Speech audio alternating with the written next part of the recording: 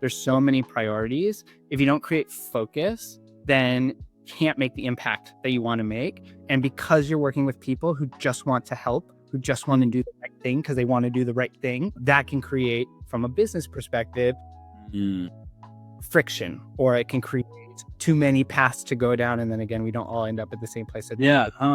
So it's really important, I think, for any leader to create focus, to create a very vivid picture of what the future state looks like, and make sure that everyone's on board with what that is, and then enable the team to, side by side in order to get to the end point at the same time. Hello, everyone, and welcome to the Business of Learning podcast. My guest here today is David Schenirer, who is the VP of Client Services at Watermark. David, thank you so much for being on, and welcome to the podcast. Thanks so much for having me. I appreciate it.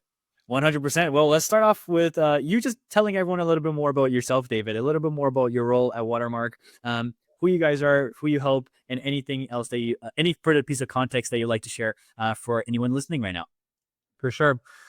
So I work at a company called Watermark. We work in the education technology space with higher education universities, mainly in the US, but around the globe as well. I have over a decade experience in the ed tech space, mainly in the faculty information system world. So helping universities use technology and tools so that they can spend less time doing data entry or administrative tasks and more time working on research, etc.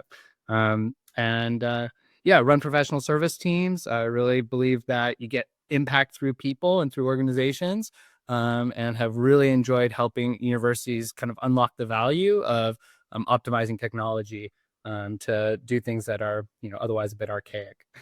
I know it's so funny because every time I speak with someone who is in the higher ed space, it's always that same conversation of like, hey, they've just been doing this same way for the past 100,000 years. It's like there's always the hesitancy to adapt. So I'm sure we'll dig into some of the things that you've noticed and how you guys navigate through the process as well. But I appreciate that clarification. Tell me a little bit more about what Watermark does for a lot of these institutions. How are they helping? What are the big needs that you guys are solving for a lot of these institutions? Yeah, for sure. So I'll give you my perspective. This whole interview will just be my perspective. So I'll speak from myself, not the actual company. But Watermark provides education, kind of a suite of education products. So we have tools for helping faculty administration understand their faculty population, answering simple questions like how many faculty members of this type did this thing in this time period. I know most of us who work in tech are like, yeah, obviously you should just be able to run a report for that. That's not the case in most universities. It's really sending an email from a provost to deans to chairs, collecting CPs, creating reports manually. So helping universities answer those questions, but then helping them also bring their business processes online. So whether that's annual review processes, promotion and tenure, endowed chair reviews, any of the things that they were doing, paper, pen, binders often in the past, making that all online and digital. And other tools that help students doing course surveys. So how do you enjoy this course and this professor? We have other tools that help with strategic planning for universities. So really all of the things that it takes to run a business, we provide that same type of solution, but specific for academia. Awesome. Very, very cool. And I'd love to dig into the adaptation or the adopting through adversity phase that we are going through with so many of these institutions just being kind of held back in time. And it's just like out of, I don't even know, like 200 something conversations, which sounds crazy to say now out loud that I've had, a good portion of them have some sort of operations within higher ed. And it's always the same old story. They just are very hesitant to adapting to anything new. They see the opportunity, but they are scared to embrace the opportunity. Through the conversations that you have with clients that you guys work with, but also just from your entire experience in the higher ed space, have you found that they're starting to like move over to we kind of need to hop on board or else we're going to be left behind? Or do you still see so much hesitancy and fear from these leaders to adopt technology and AI in a way that's going to help them? Yeah, it's a good question. I think the context of universities are really important, right? So universities are very unique organizations. They are businesses, although they would, if they were ever called that. But they employ specialists in a way that I don't know any other industry that does. And what I mean by that is, a faculty member at a prestigious university might be one or the only person or one of a handful of people in the world who specialize in a specific topic or a specific Mm. area. And, they are probably the smartest person in the world on rat biology, but they don't know how, nor do they care how to use a cell phone or a computer or whatnot. Sure. So I think because of that, like, the desire to create space for academics to be academics, it Mhm. then is hard to make Mm. progress and move forward when you're thinking about, okay, how do we implement systems and business processes to optimize people's work? Because Mm. these people are focused on research, they're focused on scholarship, they're focused Yep. on teaching students. None of those things are really about optimizing Yeah. in a way, right? So I think Mm. that context is important. I do Yeah, think for there sure. shift as tenured faculty tenure in the world of academia.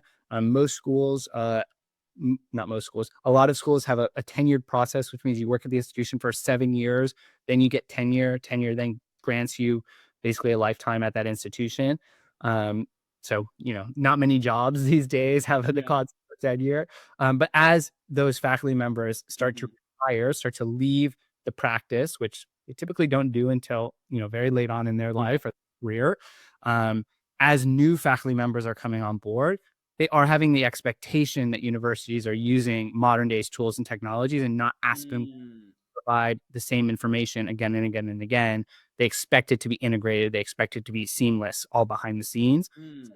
In that sense, there is a shift happening in higher education, because it's in order to retain the best young faculty members, and I should say green because maybe they're not necessarily young by age, but green faculty now, you have to provide modern day tools and technology, Yeah. and so I think schools Interesting. are really adopting that. Interesting. So you're noticing that cycle is kind of starting, or the people in the later phases are starting to start cycle off, and the new ones are coming through, and the new ones have that expectation, which is where you guys are coming in. Yeah, and I think, I mean, the other piece I'd add to it is that there's just a huge piece of change management here, right? And Yeah. universities aren't necessarily all that great at the change management side of thing. Again, they don't see themselves as a business, so they're not investing in, project managers and change management to introduce new tech all the time. But you have to help people understand the Mm. value of the thing Mm. you're providing. And you can't just throw Yeah. technology at problems and assume it's going to fix it. So Mm. I think that the combination of universities realizing they need to work in a slimmer model. How they've always done things can't be the way they can't survive in the world we live in today, doing things the same way. Um, Combined with having a new population within their universities who have different expectations, Yeah. is creating the environment for universities to say, okay, we do need to adopt new technology, Mm. and we need to be smart about how we do it. Yeah, Mhm. I would say universities are picky buyers in a good way. They should be. These are oftentimes Yeah. our top dollars that they're using. Yeah. Oh, So interesting. yeah, It sounds like there's that education process of like, hey, here's the actual tangible thing that you will gain from this opportunity, that, or from this conversation that we can have, and the value that will be on the back end of it. So it's like building that relationship, building that trust, building that rapport, and then educating the education institution on how they actually get the ROI from something like what you guys are providing, which is, of course, at the end of the day, helping them as a business, even if they don't see themselves that way. yeah, and I think just to pivot a little bit, like that's why I love being in the client services, professional service space because Mm. we are at a place in time where yes, technology is moving at a rapid pace. Mhm. Tools are much easier to use than way easier than they've ever been before. Yeah. But at the end of the day, I still think we are in a space where you need people to surround the technology to help people understand how to adopt it, how to get the most of it, how to use it the right way. So, Mhm. I get to work with a fantastic team of individuals who truly partner with our universities to help them understand, okay, how can I, we've purchased the tool. How can I best use the tool to Mm. get the best impact, the most value, the most ROI out of it. Yeah. So there's certainly a big people side of it, and that's what I enjoy doing most is the people side. Oh, that's awesome. And it's interesting. It's interesting to hear your perspective now, because you're starting to bring so many, like, brew so many questions in my mind. So I'll start firing some of them off, and hopefully you, you answer them. What do you think are some of the biggest things that they want to understand when trying to understand a tool like Watermark? Because it sounds to me like there are often so many priorities that they have, and none of them fall within the realm of, hey, we have to improve the process on the back end to make all these work. Of course, that's how it goes down, but that's not what's going through their mind. So as you're having these conversations, possibly chasing a new institution to partner with, etc. What are some of the things that's like, okay, this sounds all great, but how does it actually help me understand this better? What's the thing that they're trying to still understand? Yeah. I think that, I don't think this is unique to higher education. I think this is Mhm. pretty evident across any industry, but it's so important to understand the bigger picture, the full Yep. puzzle, right? Of what does the future state look like? What are you aligned as a leadership team, as an executive team, as a, Mhm. within academia, be the provost, the president, and kind of that level on where you want the university and the institution to be in 5 years, 10 years, 20 years down the road. Mhm. And I think that helping them first remember that they have this strategic plan, which they all posted online. You always Google before you get into a sales meeting. You Google, University of X strategic plan. It pops up. Uh, Remind them of their own strategic plan, and then you help them see Mhm. how Watermark or your product, whatever it is a piece of their bigger puzzle. And you help Mhm. and that by putting this piece in the right place, they're going to save time, they're going to save resources, they're going to unlock opportunities for their faculty, for their staff, for their employees Mhm. to spend time in a way that machines can't do. Right? Machines can't. Mhm. Yeah. And that's what we should all want at the end of the day, right? Yeah. Um, What? so No, that's I like that. typically my going in pitch is, helping them see how our smaller piece of a puzzle Yeah. can complete the larger vision. Yeah, no, that's awesome. I like that. And what do you think are some of the biggest mistakes that a lot of these institutions make that doesn't allow them to fulfill these things? Because everybody has a plan. I always like the comparison of the Olympic athletes. Like, all of them are training for 4 years, giving their heart off, but then only one takes the gold. So they're the losers and the winners all have the same strategies, all the same goals. But what do you think are the mistakes that stops them from actually achieving those goals? Yeah, this is a big question at universities because they are big decentralized organizations. And I think that um, the answer I will give you, again, I don't think is just specific to higher education, but I Sure. think people want prescriptive, um, people want an agenda, people want a path that they can follow. Mm, Uh, they want you to tell them how to do it the right way. And I think mm. too often within large decentralized organizations, again, universities are not universities, Yeah. we give too much leeway for people to kind of choose their Mm. own adventure. And it's really hard to all end up at the same finish line if everyone's choosing their own adventure on how to get Yeah. there. Right. And so I do believe, and again, this is on the people side of it, people want to be told, here's the best practice. Here's how to do this. Tell me about what your context is, but let me tell you about how you should get there. I think Mm. where universities specifically probably go awry is they say, well, we have a business school and we have a nursing school and we have a Yeah. vet school and we have a arts and science school, and they're all so different. And I Mhm. all think that we're all different snowflakes, but at the end of the day, we're all snowflakes. Right? And Yeah. he- corralling the cats, herding the cats, in Uh, more of a, I don't want to say strict, but in a uh, different way, I yeah. think could be beneficial for No, I university. like that, and I like that analogy as well, because again, you're so right. Everybody thinks they're so special. Like, my business is different. My blah, blah, like is not, like, yes, but no, yes, but no. So it's like, at the end of the day, just it's people, process managers. As long as they're all in the right place, which of course is a big part of the puzzle. They have to be in the right place. Then things can flow smoothly. But if they're not, starting with people, then it's all downhill from there. But I really like the comparisons that you've made there. That really paints the picture really well. Yeah. And when it comes to you guys, and of course, I know you're not speaking on behalf of the company, but in the thoughts that you have, in terms of the goals that you have for Watermark, the things that you want to achieve, be it for your department or for the company itself, I always like to say, hey, yeah, what are your goals? Everybody has goals, like we talked about. But nobody ever talks about the things that can get in the way of the goals. So as you're thinking about those things, I would love to hear your thoughts on what do you think are some obstacles, some hurdles that could get in the way of achieving XYZ that you're striving to achieve as a target for the company? Yeah. You know, working in the space of higher education is also a bit unique, where you get to work with people who are there because they care.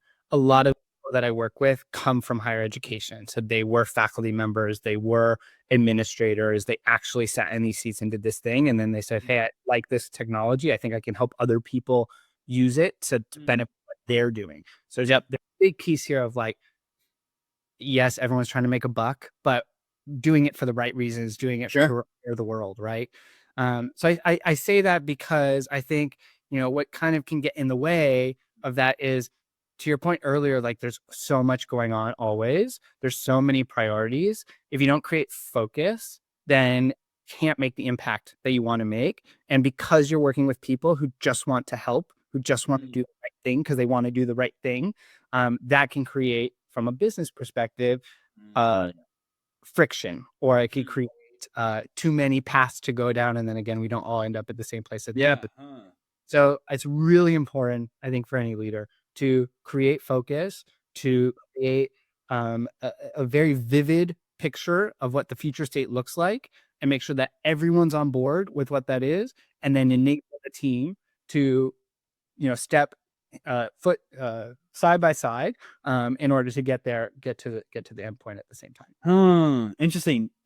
Do you think there's a specific way that you view leading a team or running an organization that would allow those things to happen, which is like separate from how most people view it? Like, oftentimes people say, hey, if you just do XYZ this way, like you will follow that through.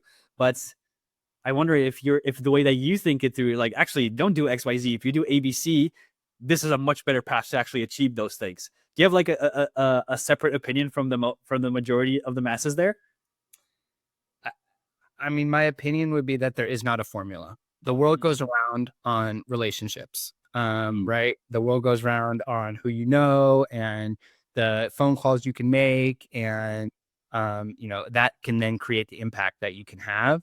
I think that by doing the right thing, by being authentic to yourself, by seeing the success of your team, at your own success, and the failure of your team as your own failure, is the best thing you can do. And then outside of that, there isn't I wish there was an ABC formula that, but no, I think it's about meeting people where they're at, helping people grow, helping people be challenged, helping people be successful. And then at the end of the day, you will be successful because of that. I like that. I like that. Model successful actions and you get the results, but that doesn't mean that the formula is built for you, or else everybody would be successful. And we all know that that's not the case.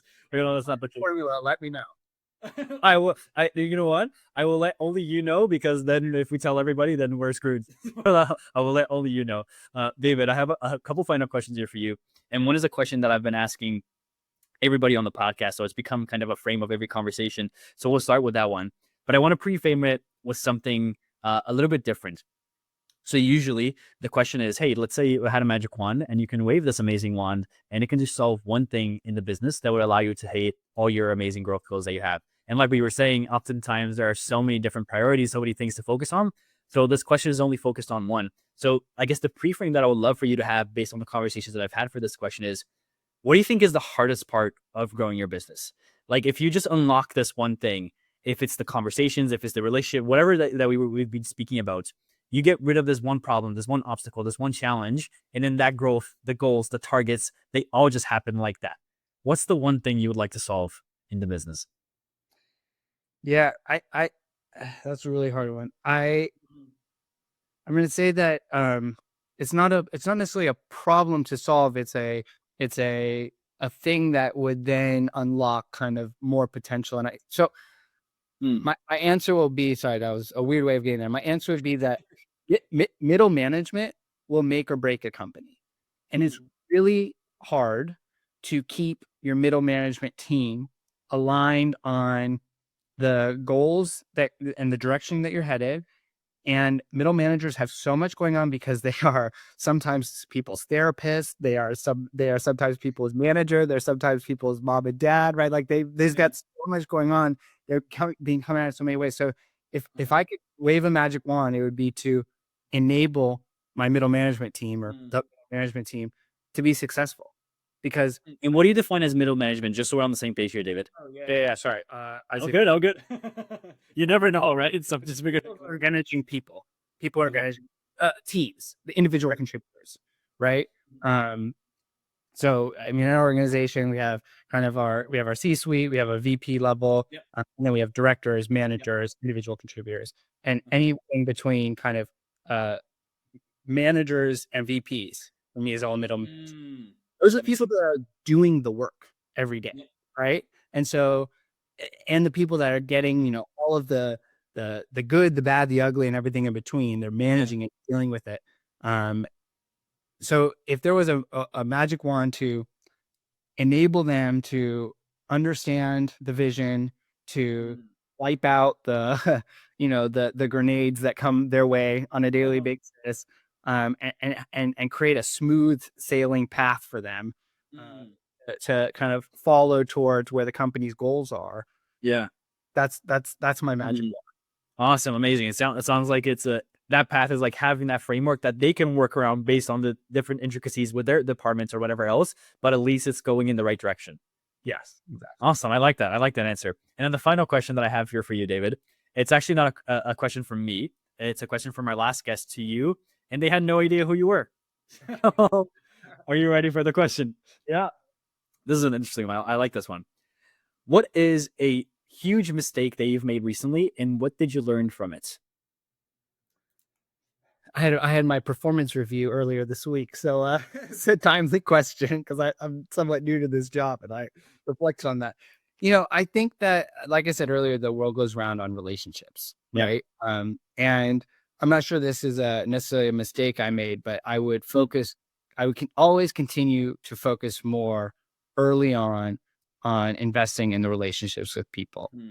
And I think sometimes, especially in the world of Zoom, where you're on a 20-person call and you don't even know who's on the call, you say something and it comes out the wrong way, or the cameras are off, or what. It's hard these days in this virtual world to fully express what you're trying to express. At all times. So by my thing that I would redo, probably in every job I've ever had, is continue to invest early on in the people, in the relationships, that people understand, the well-intention behind whatever I'm doing, whatever we're doing, from the get, and then to get to know people, right? So that way, like, it's always going to go wrong. It's going to go wrong, and it's so much better to be able to pick up the phone and call someone you have a relationship with and be like, "Yo, Joe, I'm really sorry. X, Y, and Z is happening. Yeah. What can I do to help?" First, "Hi, Joanne. This is David. I know we've never met before, but I knew." Yeah, and I think it's I really like that as well. But even working through problems with people that you enjoy spending your time with, like, it's so much more enjoyable to work through solutions and find what has to be done. And like, we're in the shit, but we're in the shit together, and at least you have that relationship, as you were saying. It's a much more enjoyable process, but it also, I think it helps the creativity side of things. It helps work with each other and help each other, as opposed to like, oh, I don't really know this person, maybe I'm gonna not stay this, because what if they think my idea is terrible? Like, right? So having those things, I think you're, to your point, it just feeds into everything in a very, very positive way, as opposed to the other end of the spectrum, which is like, yeah, I'm on a call with you and I have no idea who you are. So definitely agree with that one. David, thank you so much for your time. This has been such an incredible chat. Where should people go if they want to learn a little bit more about you, maybe a little bit more about Watermark, or anything else that you'd like to shout out as well? Yeah, definitely. So you can find me on LinkedIn, David Schenirer, and Watermark. You can go to watermarkinsights.com, learn more about what we're doing, how we're helping universities kind of grow, and again, give the time back to academics to do what is important in academics. And yeah, love to connect with everyone and anyone. Amazing. Well, for everyone that's still watching up until right now, if you want to hear more conversations with business leaders like this, please subscribe below. I'll leave all of David's and Watermark's links down below, and I will see you on the next one. Take care, everyone. Thanks, y'all.